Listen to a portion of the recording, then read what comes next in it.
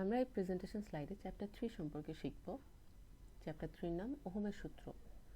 Ohm একজন ব্যক্তি, যে ব্যক্তি একটি সূত্র আবিষ্কার করে সেটার নাম ওহমস ল বা ওহমের সূত্র। সূত্রের ইংলিশ হচ্ছে ল, তাই বলা হয় ওহমস ল, যা ইলেকট্রিক্যাল ইঞ্জিনিয়ারিংয়ের প্রায় সকল হিসেব নিকেশ করা যায় যে সূত্রের মাধ্যমে। তাই ওহমকে ইলেকট্রিক্যাল ইঞ্জিনিয়ারিংয়ের জনক বলা হয়। তো ওহমের সূত্রটা কি দাঁড়ায়? স্থির তাপমাত্রায় কোনো নির্দিষ্ট পরিবাহীর দু প্রান্তের বিভব পার্থক্য এবং উক্ত পরিবাহীর ভিতর দিয়ে প্রবাহিত কারেন্টের অনুপাত একটি স্থির সংখ্যা। এই স্থির সংখ্যাকে সেই পরিবাহীর রেজিস্ট্যান্স বলে। তাহলে স্থির তাপমাত্রায় মানে তাপমাত্রা স্থির থাকলেই কেবলমাত্র ওহমের সূত্র প্রয়োগ করা যাবে। তাই স্থির তাপমাত্রায় কোনো নির্দিষ্ট পরিবাহীর, যে কোনো পরিবাহী, এবং যে কোনো পরিবাহীর অবশ্যই দুটো প্রান্ত থাকবে। এই দুটো প্রান্তে দুটো বিভব থাকবে। বিভব মানে হচ্ছে ভোল্টেজ। নির্দিষ্ট পরিবাহীর দুই প্রান্তের বিভব পার্থক্য, বিভব হচ্ছে ভোল্টেজ আর বিভব পার্থক্য হচ্ছে এদের পার্থক্যটাকে বোঝাচ্ছে, ভোল্টেজের পার্থক্যটা। এবং উক্ত পরিবাহীর ভিতর দিয়ে প্রবাহিত কারেন্ট মানে সেই পরিবাহীর ভিতর দিয়ে যে কারেন্টটা প্রবাহ করবে সেটার অনুপাত হবে স্থির। এই স্থির সংখ্যাটা সেই পরিবাহীর রেজিস্ট্যান্স। তোমরা যদি একটা চিত্রের সাহায্যে দেখি, ধরো নীল এই দণ্ডটা হচ্ছে একটা পরিবাহী, এটা দুটো প্রান্ত আছে, একটা এ প্রান্ত একটা বি প্রান্ত। এ প্রান্তের ভোল্টেজ ভিএ, বি প্রান্তের ভোল্টেজ ভিবি। তাহলে এই দুটোর পার্থক্য বা বিভব পার্থক্য হবে ভিএ মাইনাস ভিবি অথবা ভিবি মাইনাস ভিএ, যে কোনো একটা হতে পারে। এই পরিবাহীর ভিতর দিয়ে প্রবাহ হচ্ছে কারেন্ট আই। তাহলে ওহমের সূত্র অনুযায়ী দাঁড়াচ্ছে ভিএ মাইনাস ভিবি অর্থাৎ বিভব পার্থক্য সমানুপাতিক হবে কারেন্ট আই, বা সমানুপাতিক হবে কারেন্ট। এই সমানুপাতিক আর এই পার্থক্যটাকে আমরা লিখতে পারি ক্যাপিটাল বি দিয়ে, আইটাকে আই রাখতে পারি। সমানুপাতিক চিহ্নটা এখনো পর্যন্ত থাকবে। এখন এই দুটোকে যদি আমি উঠিয়ে দিই, মানে সমানুপাতিক চিহ্নটা উঠিয়ে দিয়ে অবশ্যই একটা সমানুপাতিক ধ্রুবক লাগবে। সেই ধ্রুবকটাই হচ্ছে রেজিস্ট্যান্স, বা সেটাই হচ্ছে স্থির সংখ্যা। তাহলে ভি বাই আই সমান হবে আর। এটাকেই বলতেছে যে এই দুটোর অনুপাত হবে একটা স্থির সংখ্যার সমান, অর্থাৎ ভোল্টেজ ভাগ কারেন্ট সমান আর, অথবা ভি ইকুয়াল টু আই আর। এটাই হচ্ছে আমাদের ওহমের সূত্র। এই সূত্র দিয়ে আমাদের সকল অঙ্কও করতে হবে, আর এই সূত্র প্রয়োগ করে আমাদের বাকি ইলেকট্রিক্যাল ইঞ্জিনিয়ারিংয়ের বাকি হিসেব নিকেশও করা সম্ভব। যদি তোমাদেরকে চাই ওহমস ল লেখো বা ওহমের সূত্রটি লেখো, এই পুরোটুকু দিতে হবে চিত্র সহকারে, কারণ চিত্রতে দেওয়া আছে ভিএ আর ভিবি কারেন্ট, এটা ডিরেকশনগুলো দেওয়া আছে। তো তুমি যখন এগুলো লিখবা হঠাৎ করে কোত্থেকে পাচ্ছ, চিত্রটা থাকলে সুবিধা হবে, তোমাদের লিখতেও সুবিধা হবে, মনেও পড়ে যাবে, যে দেখবে খাতা টিচারদেরও সুবিধা হবে। এই কোয়েশ্চেনটা খুব ইম্পর্টেন্ট, এটা কোয়েশ্চেন, এটা আসে। এরপরে দেখো ওহমের সূত্রের সীমাবদ্ধতা বা লিমিটেশন অফ ওহমস ল, এই কোয়েশ্চেনটাও আসে। তো সীমাবদ্ধতা মানে হচ্ছে কোন কোন ক্ষেত্রে এই সূত্রটা প্রয়োগ করা যাবে না। সীমাবদ্ধতার মানে হচ্ছে যা, মানে এই সূত্রটা কোথায় প্রয়োগ করা যাচ্ছে না, যাচ্ছে নাটাই হচ্ছে সীমাবদ্ধতা। তো এটা প্রথম সীমাবদ্ধতাটাই হচ্ছে তাপমাত্রার পরিবর্তনে ওহমের সূত্র প্রয়োগ হয় না। তো আমাদের সূত্রটা শুরুতেই ছিল স্থির তাপমাত্রায়। তাপমাত্রা যদি স্থির না থাকে তাহলে এই সূত্র প্রয়োগ করা সম্ভব না। 2 নাম্বারটা হচ্ছে ডিসি সার্কিটে কেবলমাত্র এই সূত্র প্রয়োগ করছে, এসি সার্কিটে এই সূত্র প্রয়োগ হয় না। ডিসি মানে ডাইরেক্ট কারেন্ট সার্কিটগুলোতে এই সূত্র প্রয়োগ করা যাবে, কিন্তু অল্টারনেট কারেন্ট সার্কিটগুলোতে এই সূত্র প্রয়োগ করা যাবে না। তো সীমাবদ্ধতা আসলে তো সংক্ষিপ্ত প্রশ্নে বা অতি সংক্ষিপ্ততে আসতে পারে, আমাদের এটা অ্যান্সার করবে, এই দুটো পয়েন্ট দিয়েই অ্যান্সার করবে। এখন আসি অঙ্ক। আমাদের সূত্রটা হচ্ছে ভি ইকুয়াল টু আই আর। এই সূত্র দিয়ে আমাদের অঙ্ক আসলে করতে হবে, যেখানে ভি মানে হচ্ছে ভোল্টেজ, আই হচ্ছে কারেন্ট, আর হচ্ছে রেজিস্ট্যান্স। দেখো উদাহরণ 1 দেওয়া আছে 5 কিলো ওহম রোধের ভিতর দিয়ে 5 অ্যাম্পিয়ার কারেন্ট প্রবাহের জন্য কত ভোল্ট সরবরাহ প্রয়োজন।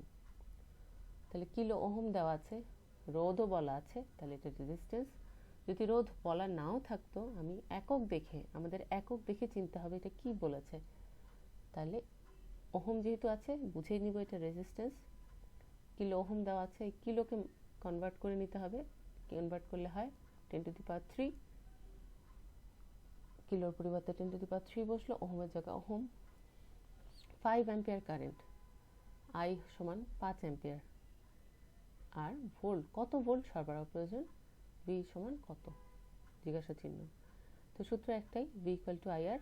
মান বসিয়ে দিলাম, মান বসিয়ে দেওয়ার পরে অ্যান্সার আসলো, অ্যান্সারের পরে একক লিখতে হবে। আমরা তাড়াহুড়ার কারণে এই এককটা লিখো না তোমরা, এই একক না লিখলে নাম্বার কাটা যাবে। এই ছোট ছোট অঙ্কগুলোতে খেয়াল রাখতে হবে যে এই ছোট ছোট মিস্টেক যেন না করো। 2 নম্বর অঙ্কটাতে দেখি, 50 ওহম রেজিস্ট্যান্স বিশিষ্ট একটি হিটারকে 220 ভোল্ট সরবরাহের সাথে সংযোগ করলে কি পরিমাণ কারেন্ট প্রবাহিত হবে। তাহলে রেজিস্ট্যান্স 50 ওহম, প্রথমেই দেওয়া আছে রেজিস্ট্যান্স 50 ওহম, হিটারকে 220 ভোল্ট সরবরাহ সাথে সংযোগ করা হলো। সরবরাহ যদি বলা থাকে তাহলে আমরা বুঝবো এটা হচ্ছে একটা ভোল্টেজ, বা সরবরাহের ইংরেজি টার্ম হচ্ছে সাপ্লাই, সেটাকেও আমরা বুঝবো ভোল্টেজ বোঝাচ্ছে। যদি আমাদের এখানে ভোল্টেজ কথাটা ভি এককটা না দেওয়া থাকতো, যে 220 সরবরাহ বলতো, তাও আমরা বুঝতাম এটা হচ্ছে সাপ্লাই বা ভোল্টেজ। তো সবসময় যে একক দেওয়া থাকাটাই উচিত, যদি না দেওয়া থাকে তাও আমরা বুঝে নিব এটা সাপ্লাই, সরবরাহ কথাটা থাকার কারণে। যাই হোক, তাহলে ভোল্টেজ 220, এখানে ভুল আছে, বইয়ে উদাহরণ 2 এখানে এককটা ভুল আছে, এখানে হবে ভোল্টেজ। আর কি চেয়েছে, কি পরিমাণ কারেন্ট প্রবাহ হবে, অর্থাৎ আই সমান জিজ্ঞাসা চিহ্ন। সূত্র আমাদের একটাই, ভি ইকুয়াল টু আই আর। এখন আই বের করতে হবে, তাই আইকে বাম পক্ষে রেখে সাইড চেঞ্জ করলে আসে ভি বাই আর। মান বসিয়ে দিলাম 4.4 অ্যান্সার, এবং একক আসে হচ্ছে অ্যাম্পিয়ার, কারেন্টের একক অ্যাম্পিয়ার। তাই উদাহরণ 3, একই সূত্রের দেখি কি, একটি পরিবাহীর দুপ্রান্তে 1 ভোল্টেজ সরবরাহ সাথে সংযোগ করলে 5 মিলি অ্যাম্পিয়ার কারেন্ট প্রবাহিত হয়। পরিবাহীটির রেজিস্ট্যান্স কত। তাহলে ভোল্টেজ দেওয়া আছে 1 ভোল্ট, 5 মিলি অ্যাম্পিয়ার দেওয়া আছে কারেন্ট।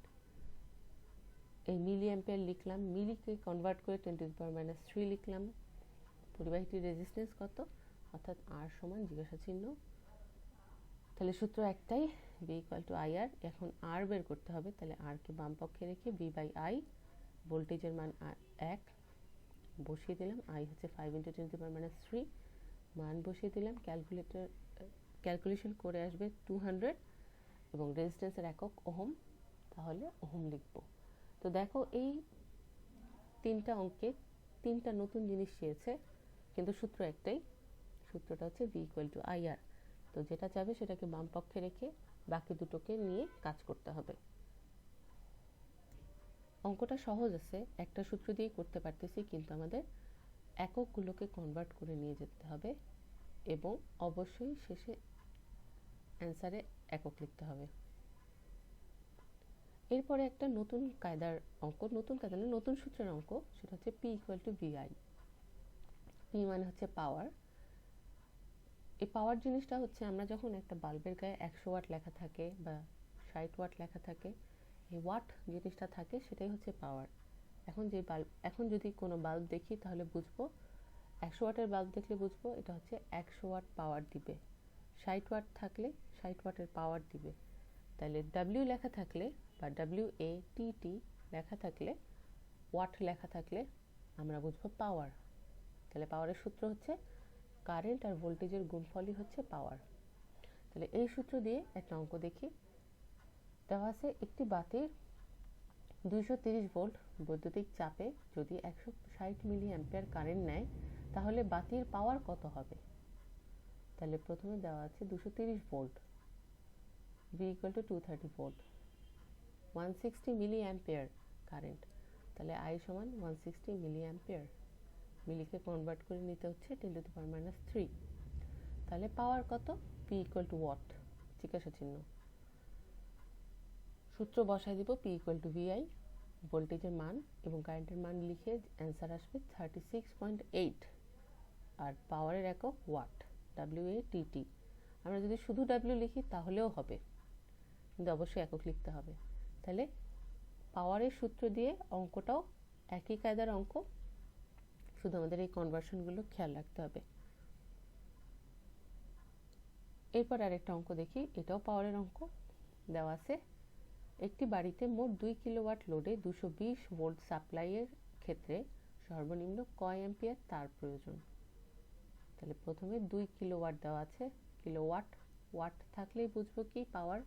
তাহলে পি ইকুয়াল টু 2 কিলোওয়াট, কিলোকে কনভার্ট করছি 10⁻³ হয়, বা 1000ও লেখা যায়, যেটা লিখে স্বাচ্ছন্দ্য বোধ করবা সেটাই লিখবা। দেখো এখানে ডাব্লিউ লিখছে, তাহলে ডাব্লিউ মানে হচ্ছে ওয়াট। 220 ভোল্ট সাপ্লাই, এই যে সাপ্লাই বলা আছে, আবার ভোল্টও দেওয়া আছে, কিন্তু সাপ্লাই বলা থাকলে আমরা বুঝে নিব এটা ভোল্টেজ। তাহলে ভি ইকুয়াল টু 220 ভোল্ট। কয় অ্যাম্পিয়ার তার প্রয়োজন, মানে কারেন্ট কত। আই সমান জিজ্ঞাসা চিহ্ন। সূত্র একটাই, পি ইকুয়াল টু ভিআই। এবার আমার কারেন্ট বের করতে হবে বলে বাম পক্ষে কারেন্ট রাখলাম, পাওয়ার আর পাওয়ার উপরে, ভোল্টেজ নিচে, মান বসিয়ে দিয়ে অ্যান্সার আসে 9.09, কারেন্টের একক অ্যাম্পিয়ার। তাহলে এইখানেও এই অঙ্কগুলো দিলেও আমাদের সূত্র একটাই, শুধু কনভার্সনটা মনে রাখতে হবে এবং অ্যান্সারে একক দিতে হবে। আমাদের এই দুটো সূত্র, একটা ওহমের সূত্র আর একটা পাওয়ারের সূত্র, এই অঙ্কগুলো অতি সংক্ষিপ্ত প্রশ্নে আসতে পারে এবং এই অঙ্কগুলো খুব সহজ আছে। এই অঙ্কগুলোতে নাম্বার তোলাও সহজ, শুধুমাত্র ওই কনভার্সনটা আর এককটা মনে রাখলেই হবে।